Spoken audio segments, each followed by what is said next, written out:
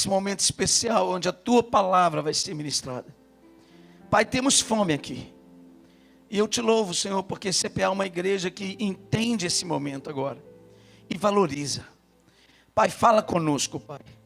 Fala conosco antes de nós participarmos do corpo, do sangue. Queremos ouvir o Teu recado, ouvir a Tua voz. Seja repreendido toda distração, toda frieza. Sai do nosso meio todo espírito que vem para distrair, para causar desânimo, cansaço, sono. Sai do nosso meio agora, em nome de Jesus. Somente a palavra do Senhor, ela vai ser o alvo dos nossos pensamentos nessa hora. Te louvamos em nome de Jesus. E a igreja inteira diga amém.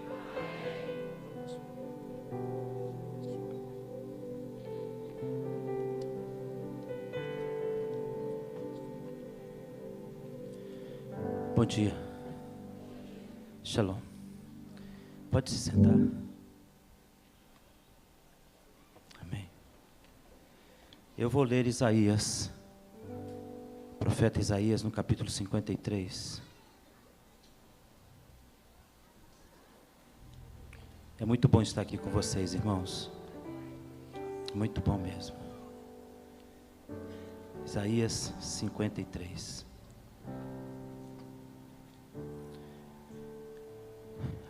A gente às vezes vem à igreja tantas vezes, né? Que a gente acaba perdendo assim um pouco da noção do porquê estamos indo. Eu acredito que nós, seres humanos, quando fazemos as coisas repetidas vezes, algumas coisas acabam perdendo a essência. E é triste a gente ver que às vezes a igreja perde essa essência. Por tantas vezes, repetidas vezes, você está ali. Aquilo parece ser comum. A gente se acostuma com tudo. Eu chego aqui, por exemplo, irmãos, e fico assim, maravilhado. Porque o louvor é uma bênção. E a igreja de vocês está fora da curva. Está numa reta direto para o céu. Mas talvez você que vem aqui sempre, ver que sempre é bom, você se acostuma. E aí você faz de qualquer maneira. São coisas assim que às vezes invadem a vida da gente, a gente não sabe o que aconteceu. Mas não devemos tratar o Senhor com indiferença. Aqui é um lugar onde eu falo sempre para as pessoas, eu venho buscar força. Todas as vezes que eu venho aqui, eu venho buscar força. E encontro um Deus aqui que dá força. Estou sempre surpreso aqui, sendo surpreendido a cada instante. Mas a gente acaba se acostumando com isso também. O maná caía do céu todo dia, menos no sábado, não é? Dia de descanso. Israel se acostumou com o maná. Você não pode deixar que o seu coração se acostume com a glória de Deus.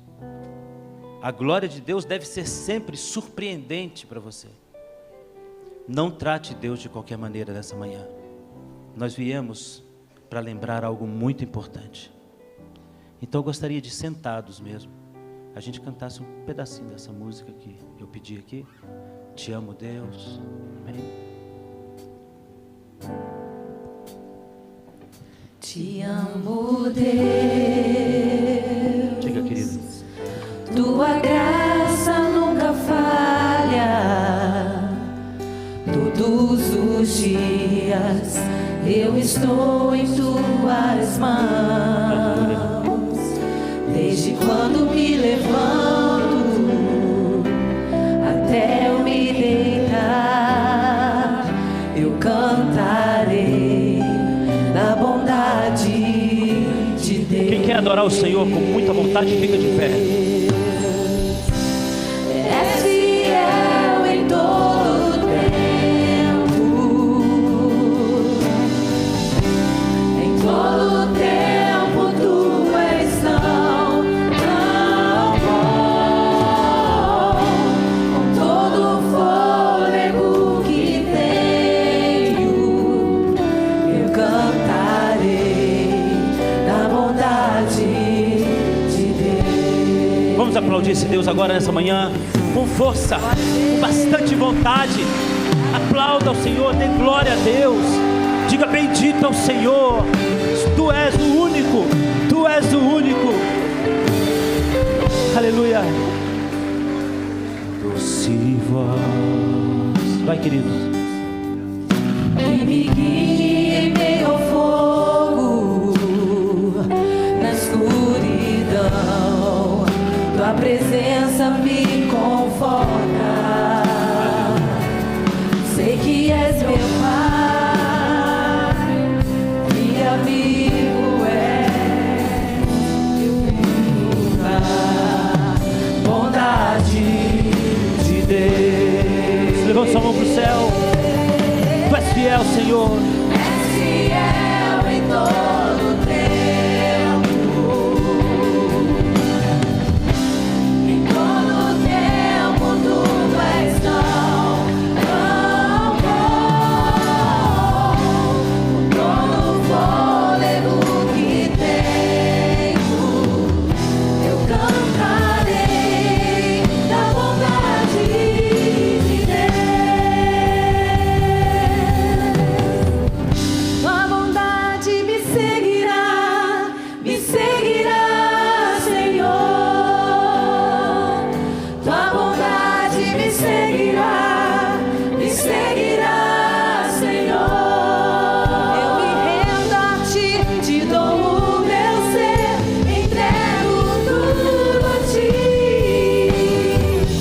Tua bondade me seguirá, Senhor. Aleluia. Agora somente as vozes. A igreja. Tu és fiel. És Fiel em todo tempo. Diga bem forte, igreja. Em todo tempo tu és tão bom.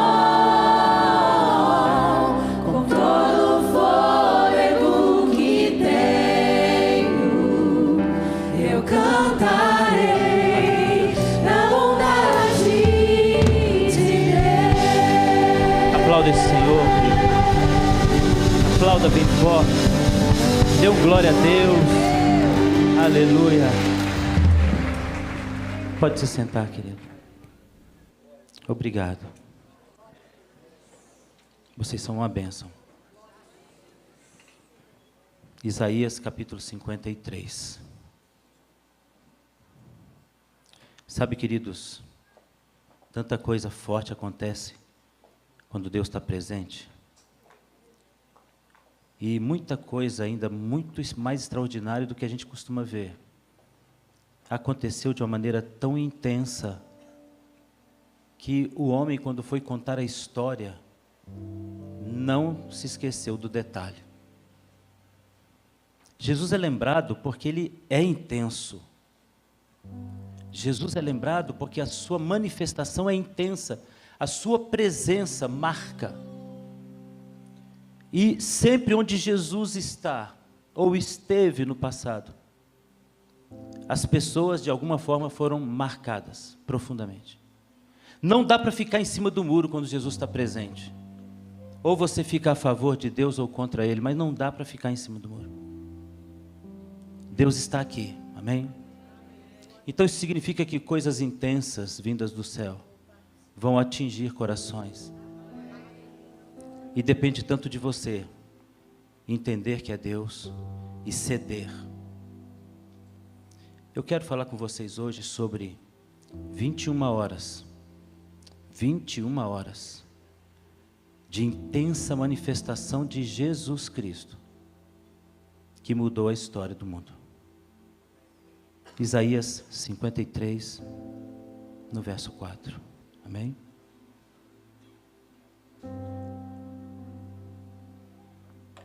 A Bíblia, eu digo isso sempre, né? Que venho aqui.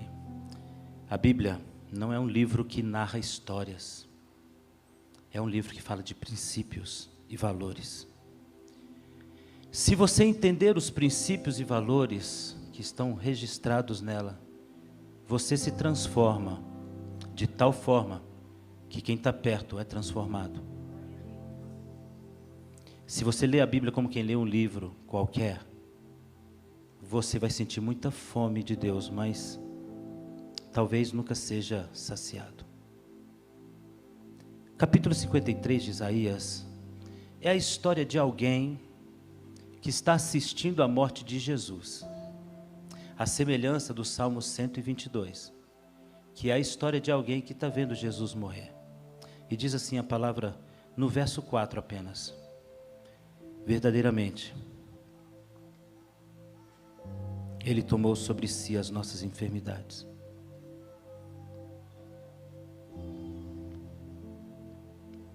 E as nossas dores, Ele levou sobre si. Nós demos para Ele uma reputação de aflito. Reputávamos por aflito de Deus, ferido de Deus, oprimido. Versículo 5: mas Ele foi ferido por causa das nossas transgressões, moído por causa das nossas iniquidades. Verdadeiramente Ele tomou sobre si o que era nosso. Vamos agora em Gênesis, no capítulo de número 1. E você vai ver como mensagens incríveis estão em textos que nós geralmente olhamos, mas não prestamos atenção. O verso de número 4. Viu Deus que era boa luz. Fez Deus separação entre luz e trevas. Deus chamou a luz de dia, as trevas de noite.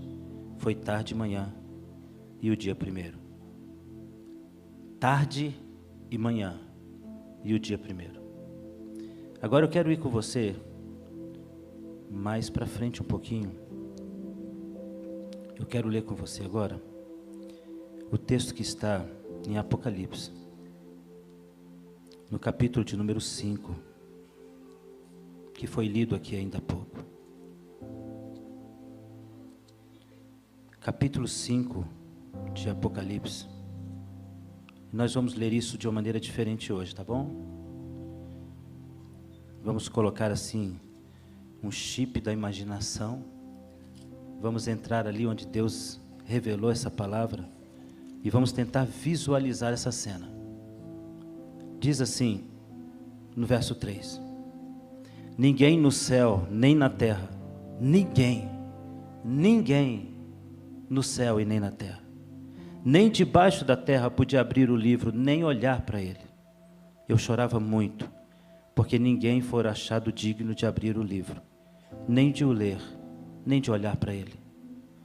Disse-me um dos anciãos: não chores, eis aqui o leão da tribo de Judá, a raiz de Davi, que venceu para abrir o livro e desatar os seus 7 selos. Agora eu convido você a mais um texto, João, no capítulo 16. Evangelho do Senhor Jesus Cristo, segundo João, no capítulo 16. Eu quero que você entenda que você está correndo um sério risco de ser encontrado por Jesus aqui. Um sério risco de se deparar face a face com o Espírito Santo, e você corre um risco real. Ele está aqui. Isso pode acontecer a qualquer momento. João capítulo 16, no verso 33. Eu tenho-vos dito isso para que em mim tenhais paz. No mundo tereis aflições, mas tende bom ânimo. Eu venci o mundo. Amém? Nós estamos hoje diante de uma cena, ou de uma imagem que fala muito, pelo menos deveria falar muito com cada um de nós, que é uma mesa de ceia do Senhor. Os detalhes que nós observamos sobre ceia do Senhor, em cada vez que nos encontramos aqui para isso, são extraordinariamente poderosos. Mensagens poderosíssimas estão apenas numa imagem, onde a gente consegue visualizar o suco da uva e o pão. Há mais nessa imagem do que você possa pensar, mensurar. A mesa é repleta de revelações, repleta de mensagens. Quando você encontra na Bíblia, no começo da criação, um Deus que visita Éden, para se encontrar com Adão, e ele ali vem todos os dias, diz a palavra do Senhor. Se você perguntasse a que hora do dia o Senhor via ter com Adão, a resposta da Bíblia seria: na hora da refeição. Deus vinha sempre na hora da refeição, e não ia embora antes da última refeição. Sabe o que isso significa? Significa que o Senhor está sempre alimentando aqueles a quem Ele ama. Sempre. Quando o Senhor instituiu em Israel a lei, Ele também instituiu uma entrega que deveria ser feita pelos pecados da gente. E nessa entrega Ele fala de comida. E há uma mesa onde todo hebreu que levava o seu sacrifício até o templo deveria parar ali pelo menos por alguns minutos, porque toda a oferta era dividida em 3 partes. Uma parte era dada para o sacerdote, outra parte era queimada para o Senhor, e a outra parte, quem ofertou tinha que estar ali e comer. Se ele tivesse uma grande quantidade de carne para comer, ele deveria convidar pessoas para comerem com ele, mas não poderia ir embora sem deixar aquilo registrado na sua alma. O que eu dou a Deus volta para mim de alguma forma.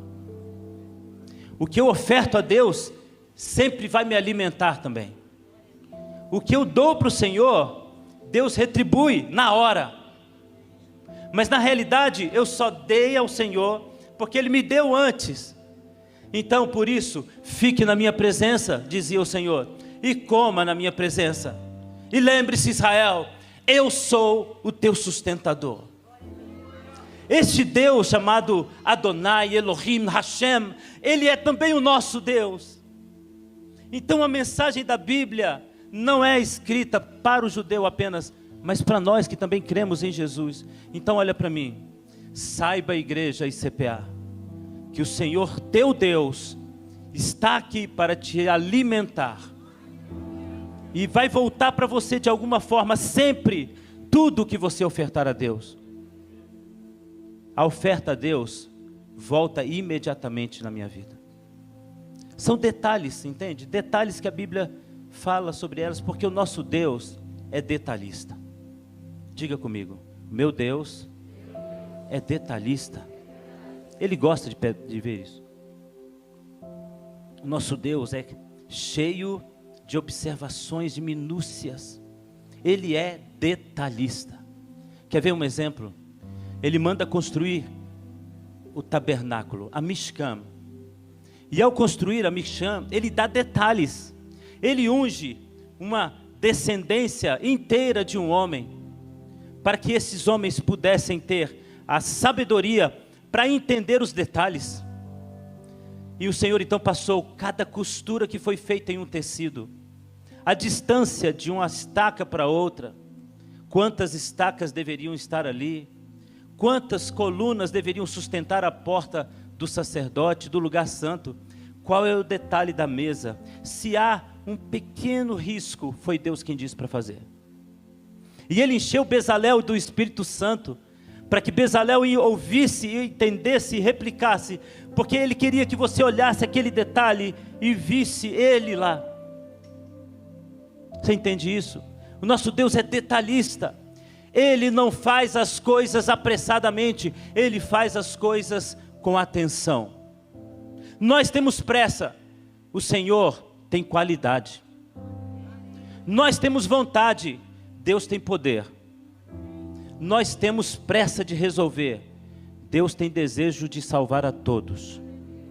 Já, ou daqui a algum tempo. O fato é que o teu Deus é detalhista. Então eu vou fazer uma coisa com vocês, nós vamos ensaiar uma coisa aqui. Quando eu mostrar um detalhe do Senhor, eu vou dizer, mas nosso Deus é, e você diz, detalhista. Então vamos lá, vamos para a primeira parte do ensaio. O nosso Deus é detalhista. Isso é maravilhoso. O Senhor chama homens para servi-lo, e você já ouviu a história de muitos deles. Muitos homens de Deus foram chamados para servir, mas nosso Deus é. Então todas as vezes que ele chamava com detalhes. E ele dava observações, e pequenos detalhes deveriam ser observados. Porque o nosso Deus é. A coisa é tão séria, que nós vamos encontrar o Senhor chamando, por exemplo, Moisés para liderar o povo. Ele quer libertar o povo por meio de Moisés, mas Deus é. Ele precisava treinar Moisés primeiro. Ele não vai colocar um líder de qualquer maneira. Ele é detalhista, ele quer que dê certo. Então Moisés chega a ser criado para ser faraó. Ele não sabe por que Deus está fazendo isso. Deus sabe por quê. Depois ele o envia para Midian, uma terra de sacerdotes, onde ele é treinado para ser um sacerdote. Moisés não sabe o que é isso, mas Deus sabe o que é.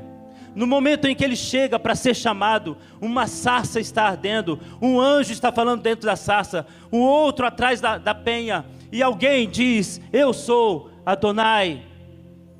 E ele está vendo aquilo, não entende o que é, mas Deus é detalhista. O que ele viu foi a réplica antes da revelação do lugar santo. A sarça é como a menorá. O Deus que fala do meio da menorá é o Espírito Santo. O Deus que fala atrás da penha, há uma rocha, e a rocha é Jesus. E o Deus que fala do outro lado de Jesus é o Pai. Então ele pede para ver o Pai. E Deus diz para ele: olhe pela fresta da rocha. Ele olhou pela fresta da rocha e viu o Senhor. Ele não sabia porque Deus fez isso, mas Deus é.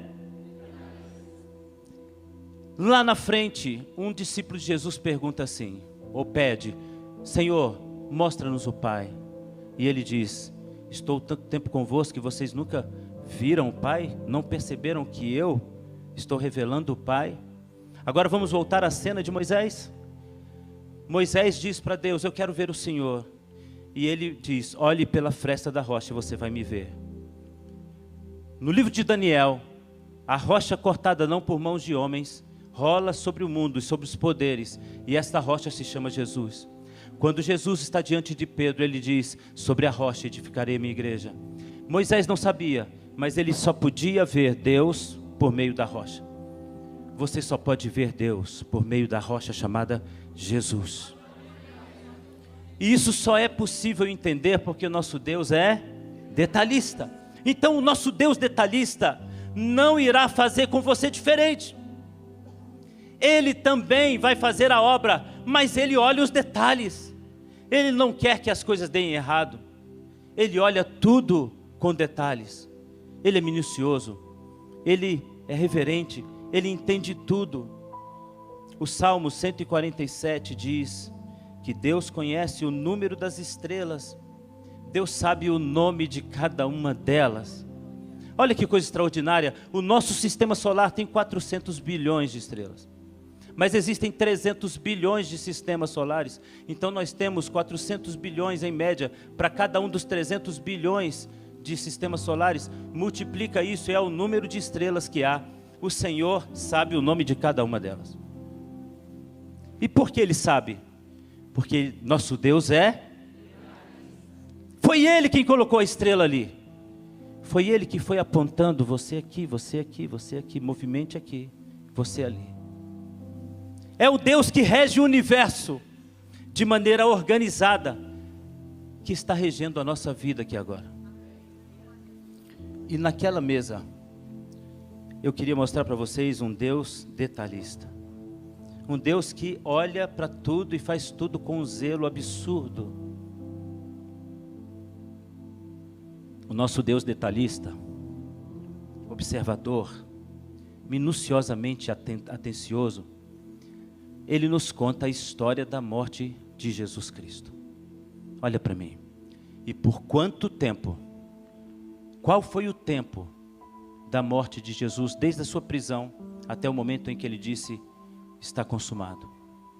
Quer anotar? 18 horas. 18 horas.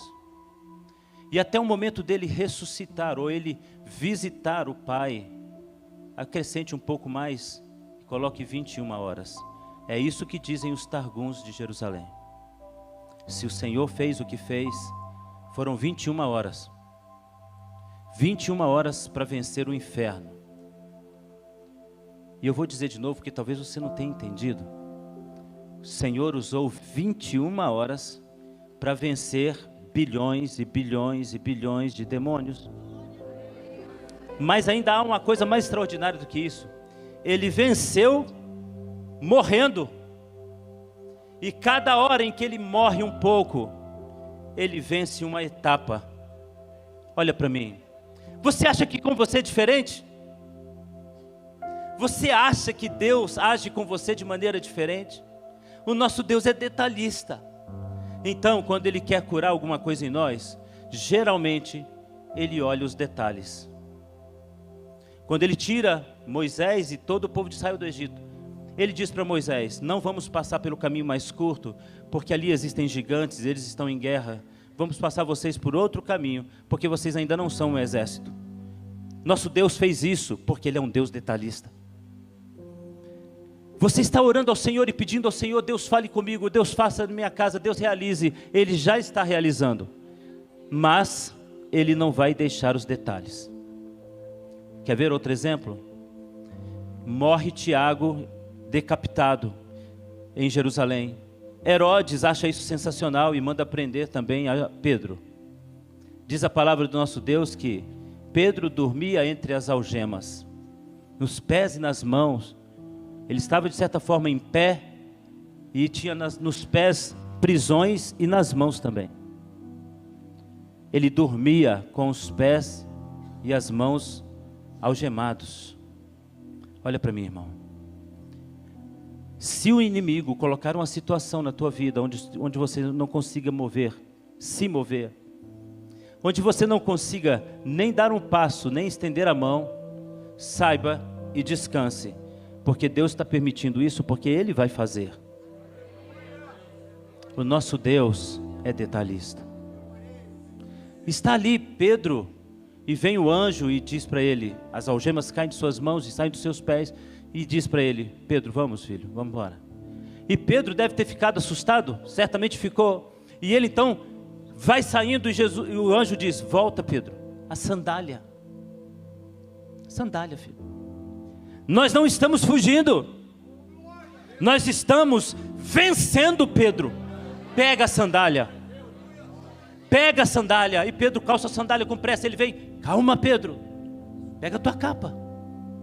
Deixa eu dizer uma coisa para você: o nosso Deus detalhista não vai libertar você sem que todos os detalhes da tua história sejam realizados na tua vida.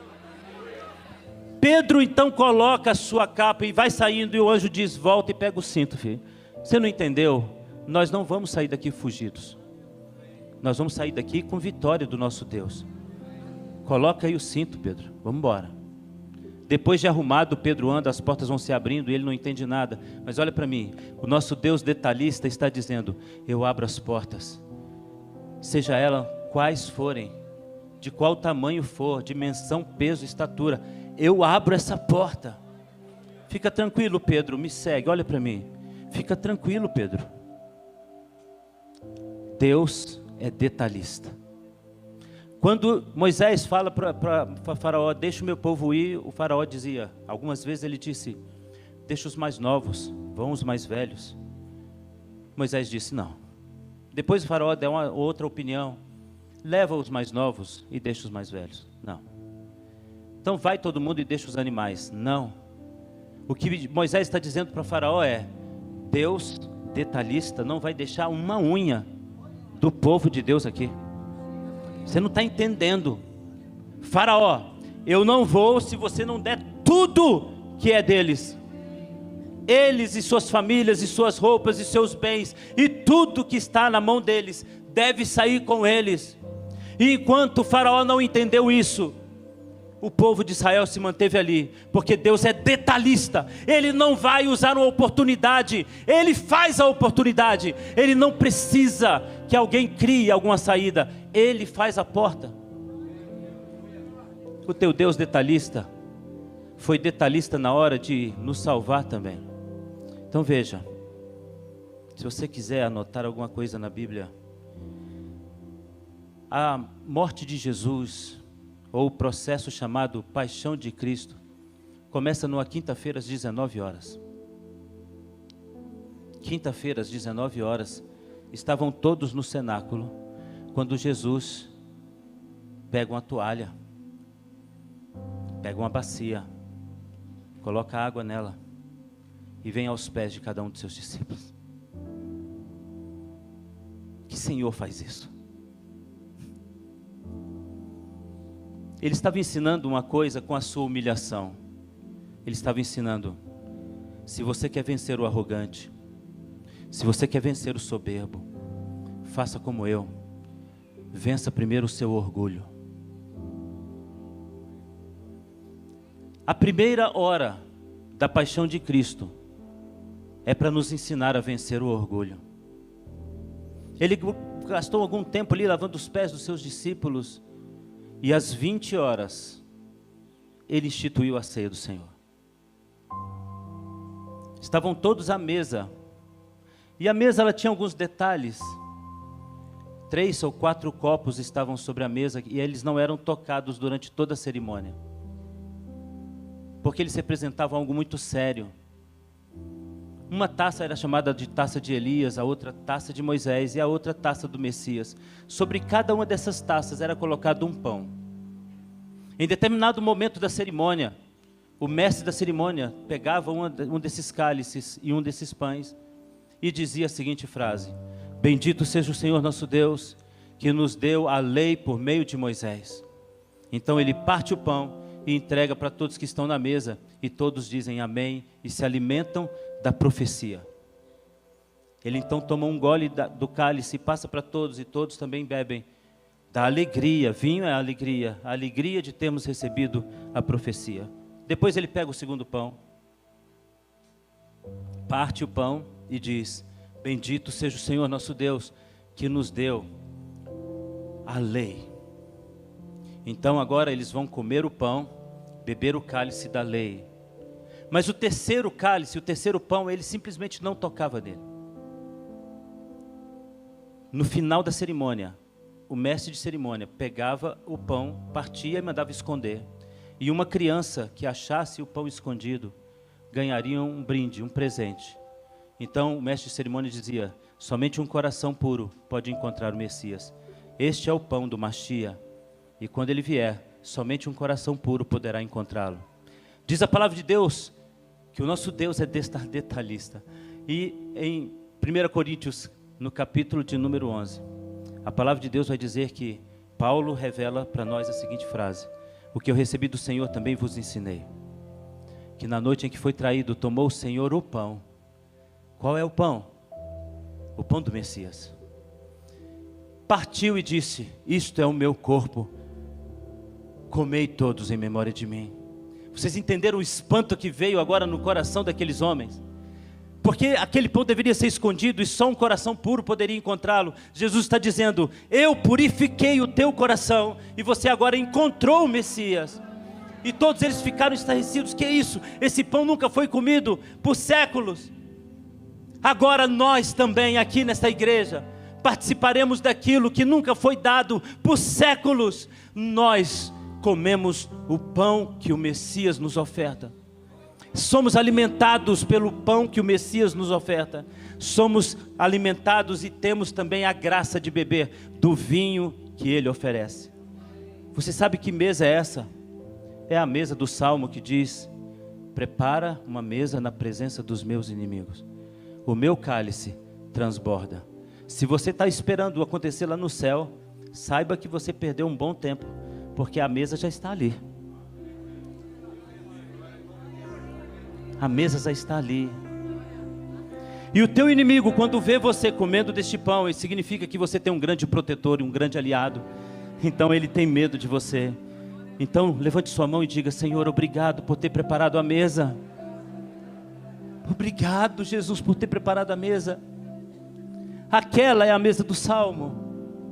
E os meus inimigos, quando veem, eles tremem. Então, às 20 horas do dia 14 de Nissan, Yeshua institui a ceia. Às 21 horas, ele sobe para o Getsemane.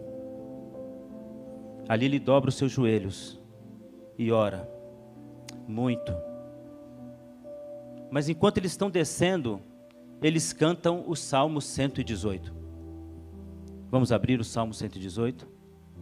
A Bíblia diz assim: cantando uma canção, desceram para o Getsemane. E o que eles cantaram está no Salmo 118. Vamos ler o que eles cantaram? Oh, Deus é maravilhoso. O nosso Deus é detalhista. Louvai ao Senhor, porque Ele é bom, porque a sua benignidade dura para sempre. Diga agora, Israel, a sua benignidade dura para sempre. Diga agora, casa de Arão, a sua benignidade dura para sempre. Digam agora os que temem ao Senhor, a sua benignidade dura para sempre. Invoquei o Senhor na angústia, o Senhor me ouviu e me tirou do lugar largo. O Senhor está comigo, não temerei. O que pode me fazer o homem? O Senhor está comigo. Eles cantaram isso ao descer para o Getsemane. Esta era a canção que eles cantavam. O Senhor está comigo, não temerei mal algum, porque Ele está comigo. Podem se levantar milhares, mas Ele está comigo. A sua benignidade dura para sempre. Deus está comigo. Ele está comigo sempre. Ele vai comigo. O que o homem pode fazer? Nada. Nada. Porque Ele está comigo. Levante tua mão, aplauda ao Senhor e diga: obrigado, Jesus, por estar comigo. Aleluia. Aleluia. Aleluia. E essa canção que eles cantavam em hebraico é mais ou menos assim: Mucharaha Sefa Maser Yaim Sefar Yaser Yaim. Ele está comigo, sempre, sempre, sempre. Às 22 horas, ele chora e transpira sangue. E o que Jesus está ensinando ao descer para o Getsemane é a vencer e enfrentar os teus desafios. Então, às 21 horas, Ele está ensinando para nós que nós temos que enfrentar os nossos desafios e nunca fugir deles. Antes de descer para Jerusalém, Pedro havia dito para Jesus: não faça isso, Senhor, não desça. E Jesus olha para Pedro e diz: afasta de mim, Satanás, essa palavra não vem do céu. Eu tenho que enfrentar tudo que Deus colocar diante de mim. Eu tenho que passar por todos os desafios que Ele coloca diante de mim. Às 21 horas, Yeshua ensinou para nós a sermos corajosos. Você só vence os desafios se tiver duas características principais ou basilares na tua existência: coragem e fé. Às vezes você precisa da fé, mas às vezes você precisa somente ter coragem. Foi o que Deus disse para Josué: tão somente ser corajoso. Levante sua mão.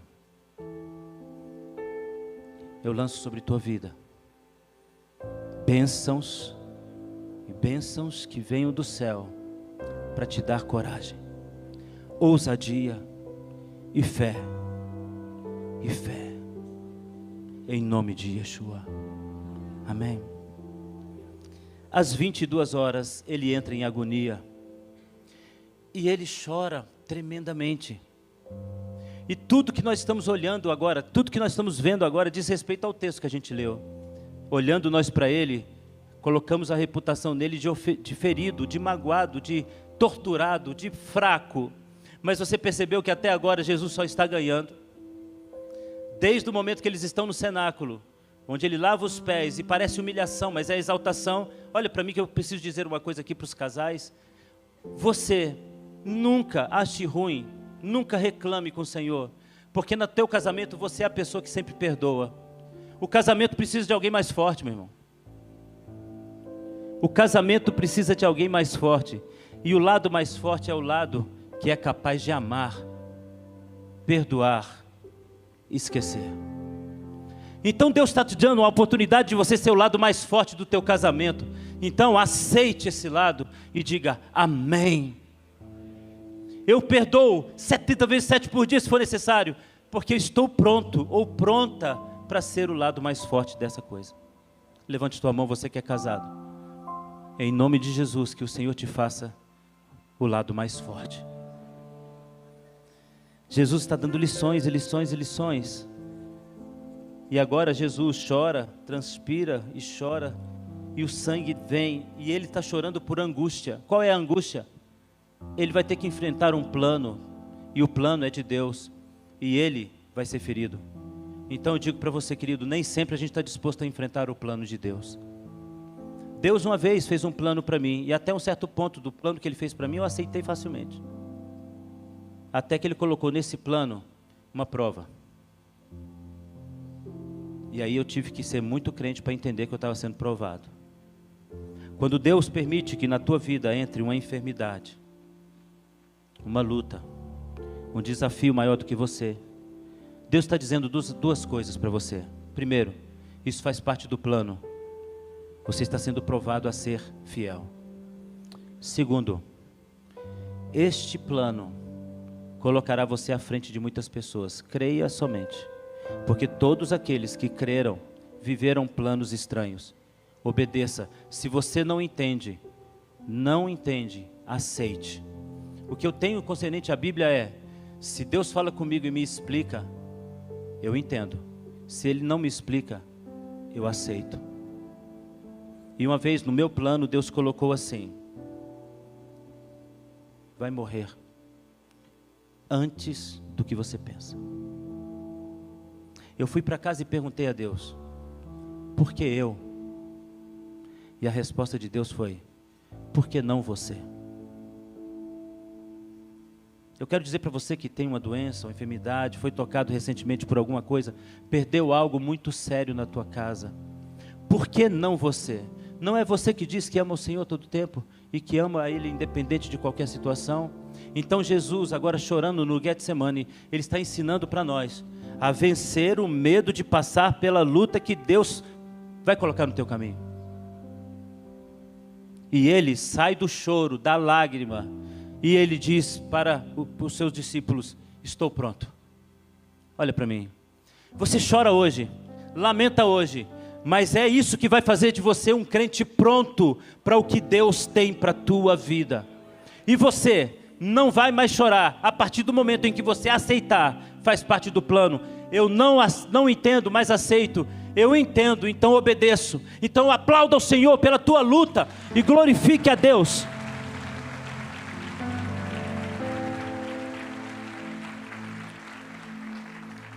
Quem recentemente ou há longo tempo vem vivendo isso na sua família, enfermidade, lutas assim estranhas, levante sua mão, eu quero profetizar sobre você. O Deus de Isaías, capítulo 53, é o teu Deus. E Ele te dará forças para enfrentar isso. Agora, baixe sua mão, feche teus olhos e diga para Deus, eu aceito o teu desafio. Amém. Quando eu recebi notícias do Senhor, que Deus permitiu que tudo isso havia acontecido na minha vida, eu decidi acordar cada dia e fazer daquele dia o dia mais especial da minha vida. E todos os dias que eu acordo, desde aquele dia, eu digo para o Senhor, eu quero fazer esse dia melhor do que ontem. E o que eu aprendi do Senhor nesses 7 anos é, você pode tanta coisa que você acha que não pode. Você conquista tanta coisa que você acha que não tem força. Você vai tão longe, em tantos lugares que você nem imagina. O teu Deus detalhista te explica tudo. Creia. Às 22 horas ele vence o medo do plano de Deus. Às 23 horas ele vence a traição. Às 23 horas ele é beijado na face. À meia-noite ele é preso. Então agora ele está vencendo a indiferença, a traição. E agora eu quero orar por você que tem sido traído, enganado por amigos, pessoas da igreja. Levante sua mão e eu quero lançar sobre tua vida que o Senhor te dará escape de todas essas armadilhas e que Ele te dará um coração forte para vencer ao lado de Cristo toda a prova, em nome de Jesus. À 1h da manhã Jesus é levado para Anás, às 2h para Caifás, e ele é surrado diante dos sacerdotes. E agora começa um processo muito interessante. Jesus começa a trocar de roupa. Não, na realidade não ele. As pessoas começam a trocar a roupa de Jesus. E a primeira veste que ele tem é a veste de um homem de Nazaré. E ele agora começa a manchar as suas roupas com o sangue. Entende isso? Ele está apanhando, vestido. Então a sua veste de um bom trabalhador de Nazaré está suja de sangue. Está purificando o pecado do seu próprio povo. Eles tiram essa roupa dele. E agora ele vai para um novo desafio. Ele vai enfrentar o julgamento de Pilatos. Quando ele sai dali, ele sai mais forte do que Pilatos. Ele sai dizendo: a sua incredulidade não vencerá a minha fé. Eu vou até o fim. Levante sua mão, todos vocês. Diga comigo, em nome de Jesus, a minha incredulidade não será maior do que a minha fé. Amém. Você vai ver como Deus vai chegar na tua vida, e Ele já deve estar passando na vida de alguém, quando às 4h da manhã ele é condenado. Então eles tiram aquela roupa dele e colocam sobre ele roupas diferentes. Primeiro, os soldados colocam sobre ele um manto vermelho, e aquele manto fica sujo do sangue de Jesus, mostrando que Jesus agora morre por todos os romanos, por todos os homens cruéis, por todos que praticam a maldade, por toda a injustiça. A veste de Roma está sendo manchada com o sangue do Cristo. Depois ele sai dali e tiram aquela roupa, e o próprio Herodes coloca sobre ele uma roupa de um rei, uma capa real, reluzente. E isso aconteceu às 5h da manhã. Às 5h da manhã, Jesus está salvando os que estão no palácio, no poder, com autoridade, porque a veste de um nobre está sendo manchada com sangue. Às 6h da manhã, Jesus está agora sendo colocado diante dos homens, e eles colocam dois personagens, chamados Jesus, ele e um outro, Jesus Barrabás. A ideia era confundir o povo, e o povo libertar o ladrão, chamado Jesus, e deixar que o criminoso real, chamado Barrabás, fosse preso. Jesus estava sendo acusado de ser um ladrão de pessoas do reino. Estava sendo acusado de derrubar o templo, ou de falar contra o templo, e de amaldiçoar o nome de Deus. Essa era a acusação que estava sobre Jesus. Mas a acusação mais forte é que ele se dizia Messias. E você agora vai perceber como Deus é detalhista. Então agora ele volta e vai ser surrado. Tiram as roupas dele, e agora ele fica seminu. Ele está morrendo por todo o pobre e necessitado. Ele está manchando a roupa do homem simples. Ele está manchando a carne de Adão. E agora colocam nele uma roupa muito pobre. E esta roupa remete a um profeta. E essa roupa agora vai ficar suja de sangue. E os profetas, os homens de Deus, estão agora sendo banhados pelo sangue de Jesus. Tiram aquela roupa e colocam sobre os ombros de Jesus, às 11h da manhã, uma cruz. E agora ele anda vestido de Galileu. E ele está morrendo por todos que são esquecidos. Um homem galileu era considerado naqueles dias um nada. Nada poderia vir de bom da Galileia. Ele está vestido como um homem simples, então ele está morrendo ou banhando de sangue e redimindo todas as pessoas simples. 1h da tarde, Jesus está na cruz. Às 2h da tarde, ele diz: Pai, eu te entrego o meu espírito. Às 3h da tarde ele diz: está consumado. Quanto tempo agora das 7 horas da noite até esse momento? 18 horas. 18 horas e o Senhor venceu 18 inimigos. Ele morre, toma do inferno a chave do inferno e da morte. E agora ele tem a porta que abre ou fecha para aquele que está incrédulo. Jesus entra num novo nível de relacionamento conosco. Ele deixa de ser o bom moço de Nazaré e se assenta num trono sublime e poderoso. E quem está aqui agora não é o bom moço de Nazaré, mas o bom homem de Nazaré virou na realidade o Deus de todos os deuses, Senhor de todos os senhores. E quanto tempo ele levou para vencer o inferno? 21 horas. E por que o Deus detalhista gastou 21 horas para vencer o inferno? Porque foi esse o tempo que Deus levou para fazer o mundo. Cada dia era de 21 horas, era manhã e tarde, e o Senhor terminava a sua obra. Manhã e tarde, e o Senhor terminava. Você não vai ouvir a palavra noite. Manhã e tarde, e o Senhor fazia sua obra. Manhã e tarde, lembrando que não existe dia ainda. O dia é criado no 4º dia. Então o Senhor está usando 21 horas para fazer cada obra extraordinária que Ele faz. E as 21 horas que Ele gastou com você foram recuperadas nas 21 horas que Jesus gastou na cruz.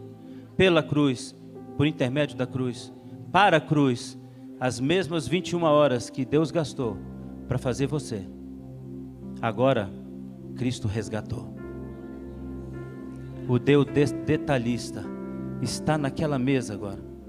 E Ele diz para você, todas as vezes que você comer deste pão, você está lembrando que eu refiz a tua história. Amém. Aleluia. Jesus vence com sangue e morte. E quando você olha em Apocalipse no capítulo 5, eu quero que você vá lá comigo agora mais uma vez. Apocalipse capítulo 5. Eu quero falar uma coisa muito importante para você que está aqui. E eu vou pedir a você para ficar de pé agora e abrir sua Bíblia em Apocalipse capítulo 5. Aleluia. Quero chamar o pessoal do louvor, que o pessoal ensaiou uma canção aí maravilhosa. Amém. A Bíblia fala de um livro, e foi dito aqui pela irmã, né? Que um rolo, um sefer, estava nas mãos, ou na mão direita do Deus eterno. Só alguém com autoridade semelhante ao rei poderia tirar esse rolo, esse sefer, da sua mão. Então no capítulo 5, João está chorando porque não há ninguém, nem no céu, nem na terra, nem embaixo da terra, que tem autoridade para pegar aquele sefer. A pergunta que a gente tem que fazer é, por que ele está chorando? Qual é a razão, o que está naquele livro para ele chorar tanto? Aquele livro está trazendo a lista dos nomes salvos e condenados. E à medida que ele vai abrindo os selos para revelar o salvo, o mundo vai se tornando um caos. Ao terminar o 7º selo, o mundo está tão terrível que somente Ele pode resgatar todos agora. Mas dentro daquele livro haviam muitos nomes, e João viu esses nomes. E lá está o teu nome. Ele queria talvez saber se o nome dele estava lá. Lá está o teu nome. Sabe qual é o nome daquele livro? Livro da vida. Teu nome está lá.